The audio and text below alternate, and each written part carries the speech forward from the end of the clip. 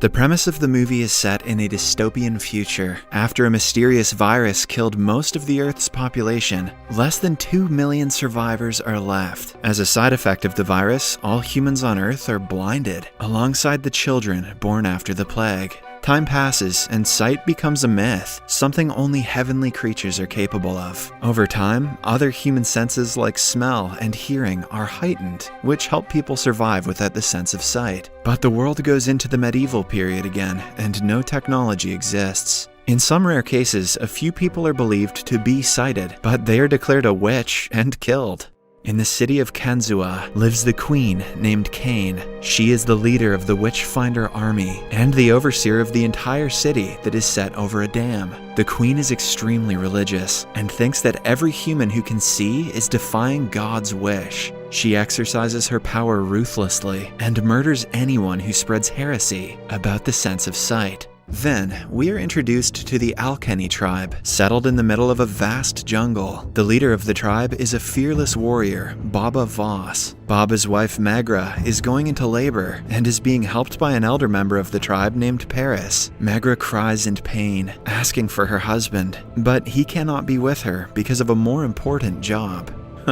Typical Baba. The tribe is about to be attacked by the Witchfinder, who thinks Magra is a witch. Anyone who comes in their way will also be murdered, but the people are ready to fight with their lives for their leader's wife. Although the entire tribe lacks the sense of sight, they have mastered their hearing and other senses. The experienced members of the tribe predict that around 200 Witchfinder soldiers are rapidly making their way towards them and seem to be armed with dangerous weapons. Baba announces that he will protect his tribe and encourages the others to do the same before blowing the war horn.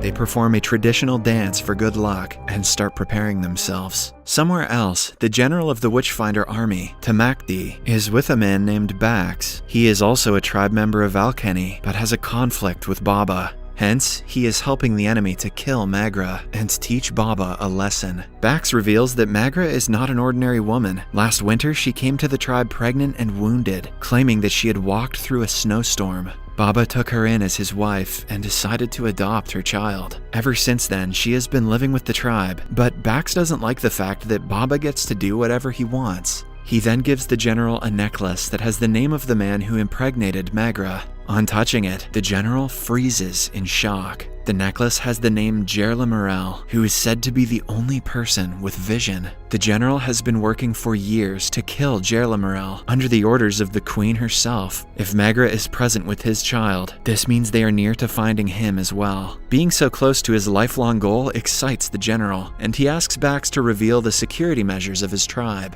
Somewhere else, Magra gives birth to a child and realizes she has another one inside her body. Paris does a C-section, and eventually a boy and a girl are born.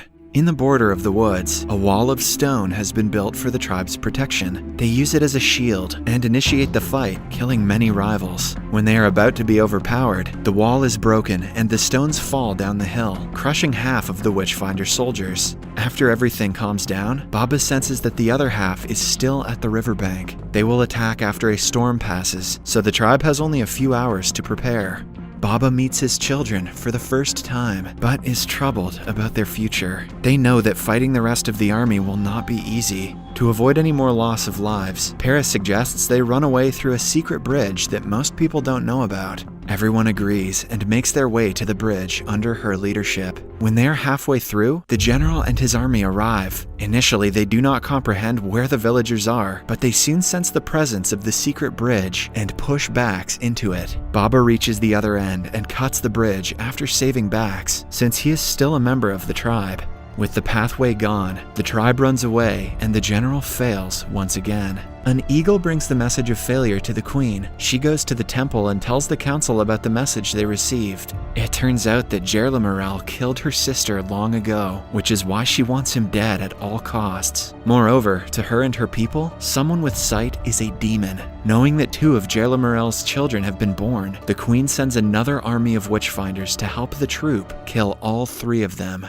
Somewhere else, the tribe comes to a halt, and Magra tells everyone about Jerlamarel. She reveals that the rumors are true, and he indeed has been blessed with the power of vision. He doesn't believe in religion, and thinks that vision will help make the world a better place, not the other way around. He has also told Magra about a safe place in the middle of the mountains, which will never be found because it is like a maze. Magra takes everyone to the place, where they decide to settle down. In the following scene, Baba goes out on a walk with both his children. This is when we find out that they have also been blessed with the power of vision. A while later, he goes into the woods to look for food with his children, when they are suddenly attacked by a bear. He tries killing it multiple times, but it only works when an arrow hits the animal. The person who fired the arrow is none other than Jerlamarel himself. He is glad that his children are in safe hands, because he has a lot of things to do before being a father to them.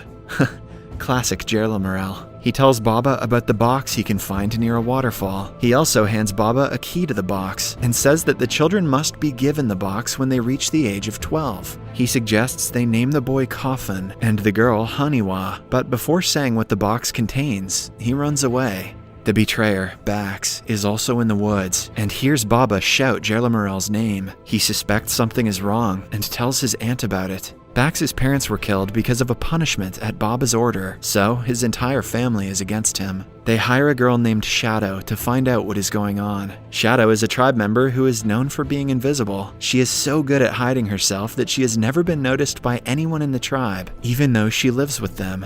Oh, I felt that. At night, Magra, Baba, and Paris open Jerlamarel's box, where he has left a toy boat and many books that can teach the children to read. The group realizes the children can see, but decide to keep it a secret. Paris predicts that the books contain knowledge about the ancient people and their technologies. When the children are ready, they will one day have to go on their own journey to establish a new world system. Magra is extremely against the idea. She orders them to bury the box outside the village and never talk about it again. The children should be kept away from it at all costs. Just then, Paris realizes that they are being spied on and discontinues the conversation. Outside, Shadow lies to Bax, telling him that Baba was playing with his kids inside his hut and nothing else. Bax also figures it out and makes a plan of his own. He sends a message on a bottle into the river and decides to do it every day until the general finds one of the bottles and lands an attack on Baba. Meanwhile, the general and his troops are doing everything in their power to look for the tribe. They burn several houses and kill many people, asking them about Magra. However, even after years of searching, they are unsuccessful in locating her. In the dam, the queen gets a message from the general saying that he wants to return home. However, on checking the message closely, she discovers that it has been tampered with. Upon further investigation, she finds out the people of the kingdom are not satisfied with her rule. The dam's condition is getting weaker, and instead of thinking for her people, she is more focused on catching witches, which are of no concern to the kingdom. Hence, 2 members of the council changed the message and are planning to have her killed. Later that day, she kills the council members by hanging them from the ceiling and burning them with electricity. Then, we are shown a montage of Coffin and Haniwa growing up. They keep their sight a secret, but continue watching the tribe and its ritual in ways that no one has. Eventually, 12 years pass, and the time comes when they are supposed to be introduced to books. Paris wants to follow Jerlamarel's orders, but Magra is strictly against it. She wants her children to live a normal life and be happy rather than go into a war with the entire world. Paris understands her concern, but knows that her feelings as a mother cannot come in the way of a better world. Hence, at night, she secretly asks the kids to come to her hut and gives them the books their father left for them.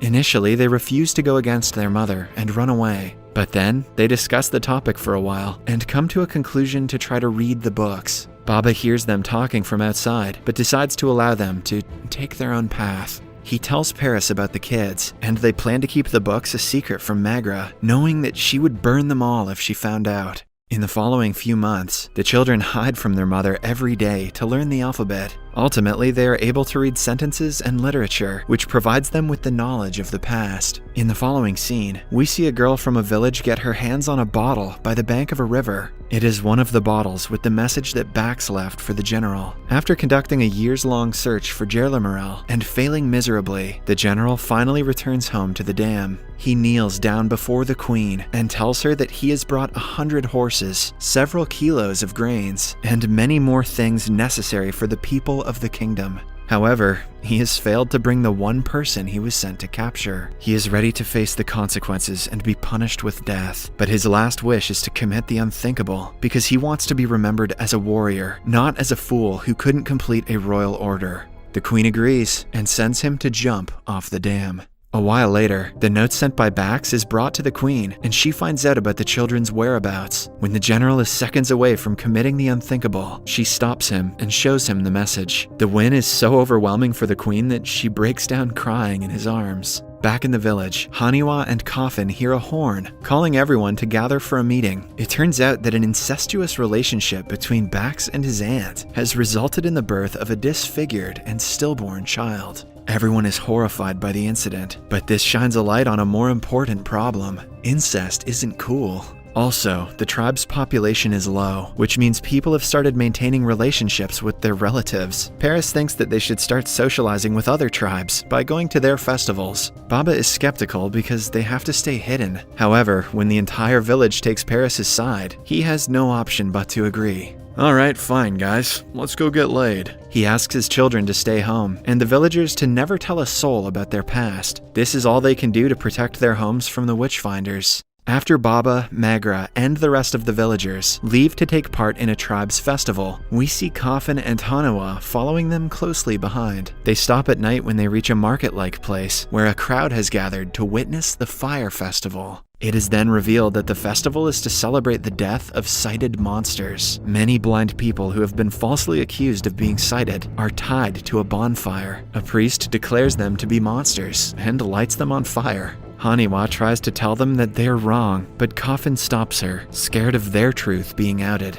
They watch as people gather around the fire, dancing and making love. Paris and Magra are also shocked at the brutal punishment. Paris claims that although they are protected from the witchfinders, the queen's principle is spreading rapidly, turning people into monsters. Unable to watch the ritual anymore, Coffin walks away from the crowd. When no one is around, he is approached by slave traders who abduct him and take him away. Not just Coffin, but the slaves have kidnapped many children from several tribes. Haniwa finds her brother missing and quickly goes to tell her parents. A search party sets out to look for him, consisting of Baba, Magra, Paris, Haniwa, and many more. In the meantime, the slave traders have tied the children's hands and mouths and are following a cloud of smoke to a different town. An hour later, they reach a building where the slaves' hands are untied and they are kept on the ground. The search party comes across a recently burnt piece of wood and assumes that the traders were here some time ago. There is no way for them to be sure until Haniwa notices her brother's writing on a rock. He has asked them to follow the signs to get to him. When Haniwa tells everyone about the sign, Magra is shocked. She inquires how Haniwa knows what he wrote and eventually finds out that her children know how to read. They have followed in their father's footsteps and are planning to do the same in the future. Magra fumes in rage, wanting her children to be dumb and useless, I guess. But her priority is to look for her son. The rescue group also reaches the building where the slaves are kept. Baba tells everyone to stay outside while he goes in alone. Haniwa argues that she wants to join him, but Baba doesn't want her to see what he will become in front of his enemies. He has spent the first half of his life in similar circumstances, killing many people, but he doesn't want his daughter to see him like that. He then attacks the guard and quietly brings him to the place where the slaves are kept. Coffin sees them and makes a noise to alert his father of the presence.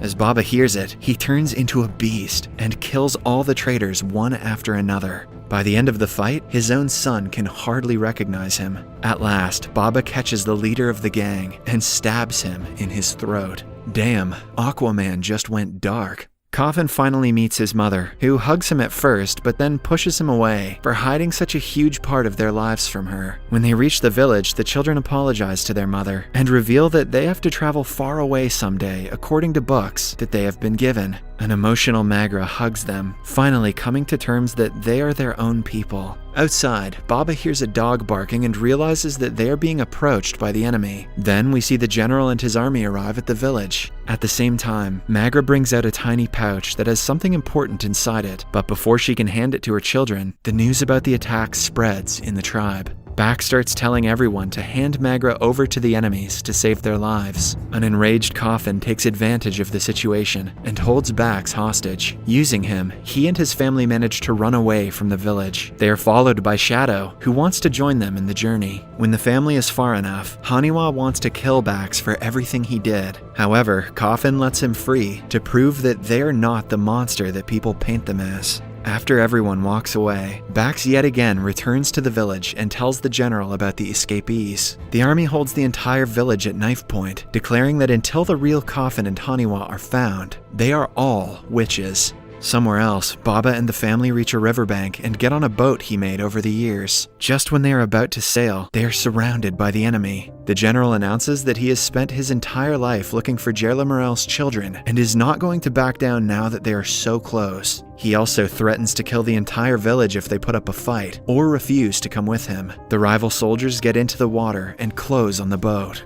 When they are close enough, Baba kills a man, which makes the others find out their exact location. This gives rise to a battle between the two parties. In the middle of the fight, Haniwa shoots an arrow at Bax and kills him. Baba manages to row the boat further away where the water is deep. Since the army doesn't have a boat, they yet again lose the family. The general kills Bax to protect him from suffering further and orders a commander to kill everyone in the tribe. Paris, who is also on the boat, shows everyone a map left by Jerla Morel for his children. They have two options, either to follow the map and go along the river, or to take a path along the forest and go to a safe place. They take a vote and decide to follow Jerla Morel's map. Magra is not happy about the decision, but has no room to argue. No one listens to Magra. A while later, they stop at the bank to take a rest for the night. Back in the kingdom, the queen finds out about Baba and his family escaping one more time. The council members request that she focus on the kingdom because it needs more care than her religious beliefs. It is then revealed that the queen used to be in love with Jerla Morel long ago, but he didn't reciprocate the feeling.